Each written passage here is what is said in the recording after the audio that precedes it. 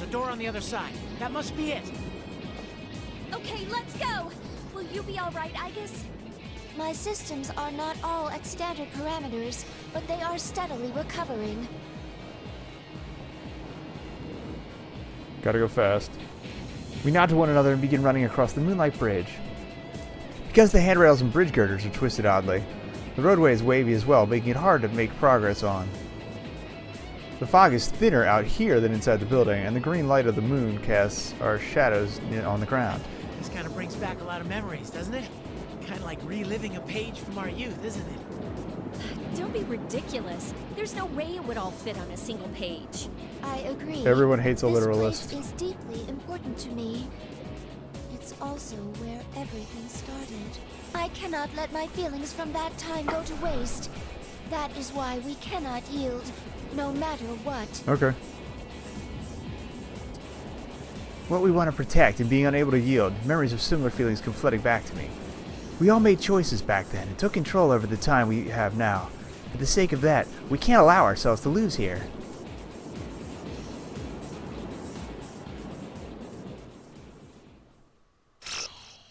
Finally, get the Suzuki.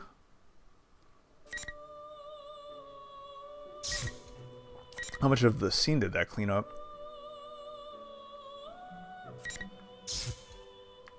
Fair amount. Okay, back to main. We'll do one more phase, although I have a feeling this is going to be a pretty long one. And then we'll switch to STO.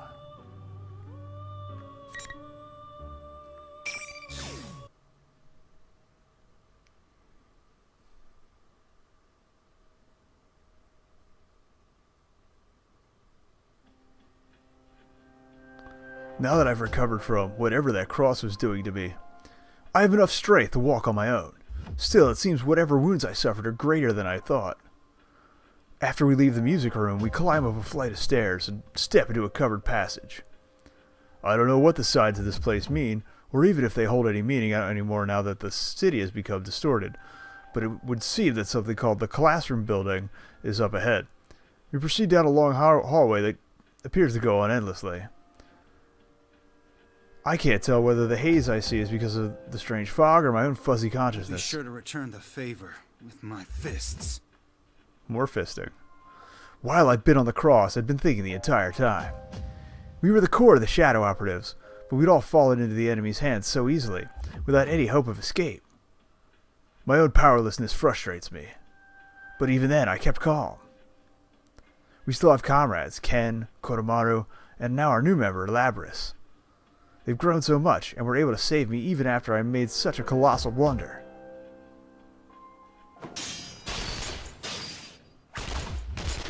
Is that gunfire I hear?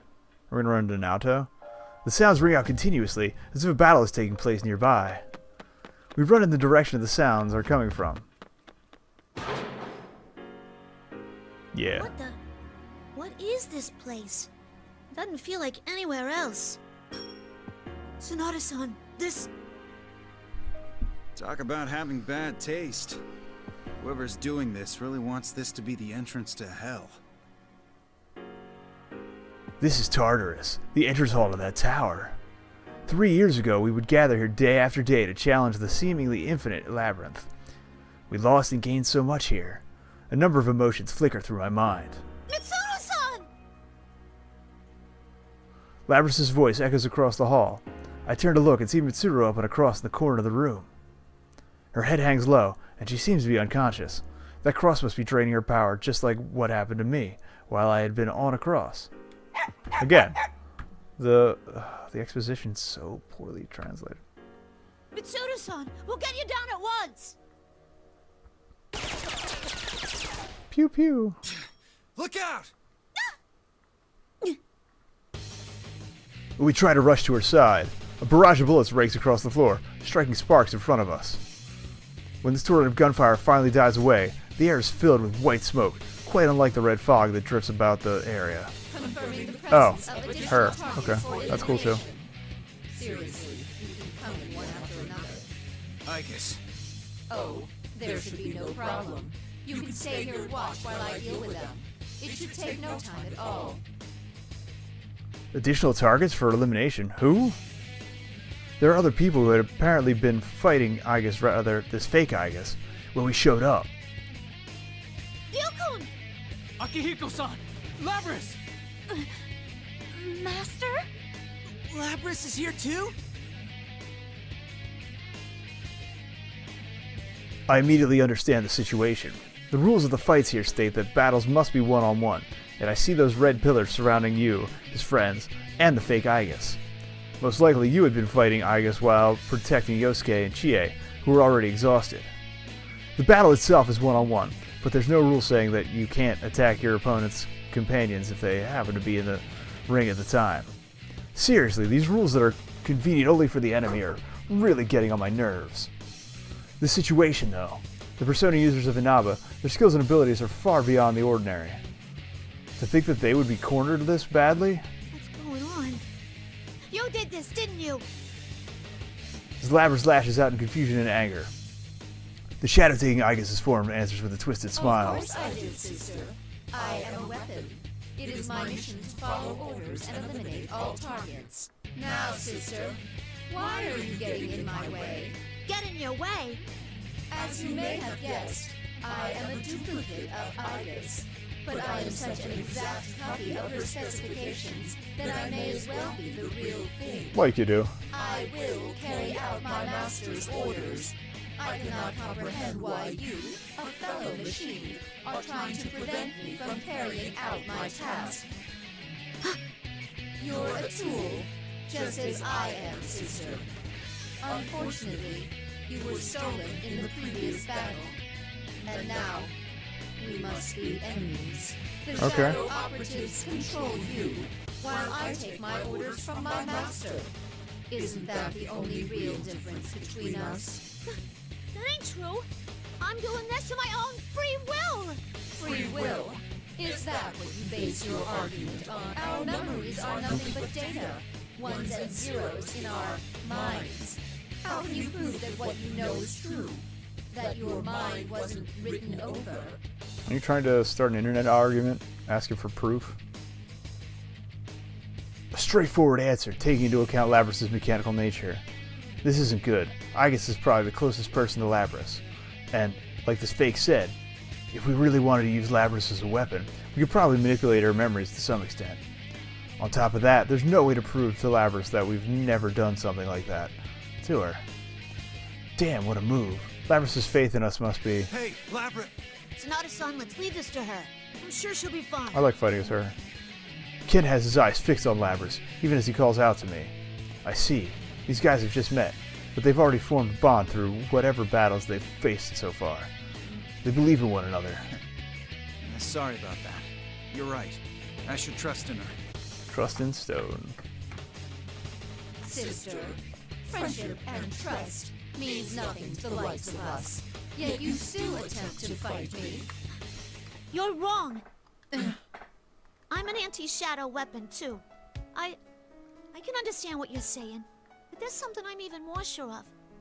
Igus told me that going through the joy and pain of different things made her into who she is now. I remember that. And now I remember that the reason why I can stand here and fight you is thanks to all our sisters who died to make me who I am. Those are painful memories. But if I forgot them, I wouldn't exist. That's what I'll fight for. This pain ain't made up. These memories are my own that I formed with everybody else. They aren't fake. They're my heart. Labras. Labras. Understood. Master, I have a request to make. The fake Igus calls out into thin air. This creature, a lump of shadow, as a master? Who in the world could she be calling out to?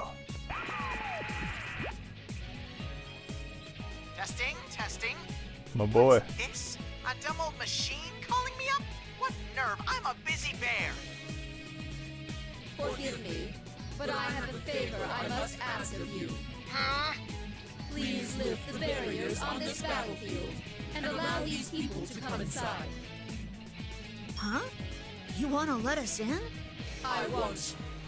To fight them, I wish to crush all their bonds before my sister's very eyes. Good luck with that. What? Oh, for Pete! When you make a copy of a real person, the copy gets all the quirks of their personality too. Ah! Well, rather than getting persona fragments from those dried up old husks, you might get fresher ones from those guys. Persona fragments? Oh, did I say too much? Anyway, let's have a ring change!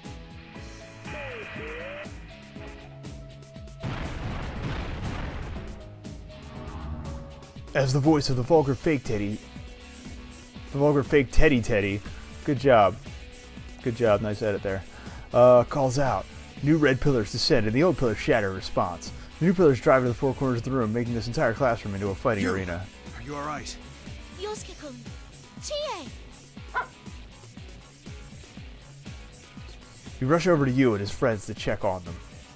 Good, none of them seem to be that badly hurt. After we ensure their safety, we turn to face the fake Igus again. Thank you for inviting us in before your battle concluded. But we're not gonna show you any mercy. There is no need to thank me. I am about to eliminate all of you right now, after all. Time for me to make a comeback as well. This is a grudge match now. You guys seem a little different from what I was expecting you to be. But I won't be fooled.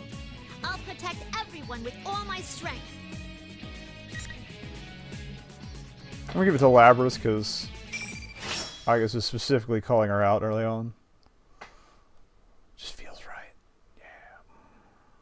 Let it slide in. See those grudge and juice.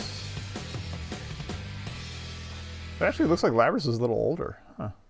Didn't realize that. I thought Igus was the older model. Round final. Oh! Oh! Take it. Oh god.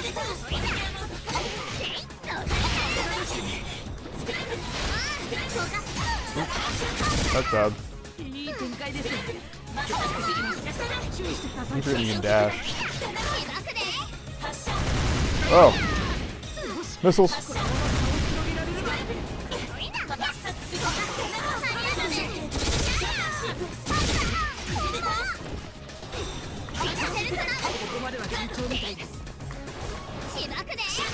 No! Right into a mortar.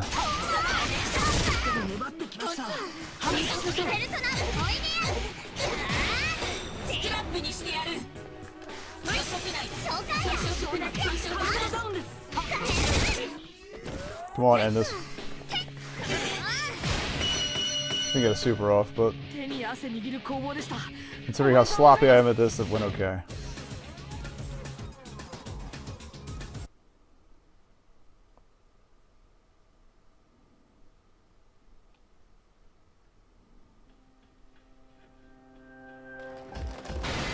You broke it. The fake Igus falls to its knees and its body turns black as it becomes a shapeless mass. I see a hint of pain in Labras' eyes as she watches. Looks like we won. You don't need to look at me like that. Either way, we only have a limited lifespan. What do you mean? We were created for the sole purpose of fighting you. Once that duty has been carried out, all we have left to do is expire. Fighting is your duty. I will not bid you good luck. I wish for my master to emerge victorious, if possible. And it's gone. With that, the fake Igus loses all cohesion, falling into a dark puddle on the floor. Eventually, that begins to flow upward, like a film of syrup being poured in reverse, until it completely disappears. We watch this process to the very end while we think about our troubles. Koromaru, who had been sitting at our feet, runs off. That's right, this isn't the time to be sentimental. We have to rescue Mitsuru. Ken and Labras run to the cross Mitsuru is hanging from. I go with Koromaru to speak to Yu's group. Master! Thank you, Akihiko-san. That was too close. Huh? What's a dog doing here? I mean, he's adorable, but... Sorry for causing you such trouble. It seemed like you were facing quite a difficult fight. Ooh, I'm ashamed to call myself your student. No, I should be thanking you. I'm sorry if you were all worried. Thank them for what?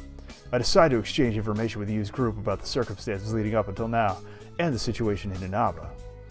They're surprised to learn that Ken and Koromaru are not only Persona users, but shadow operatives.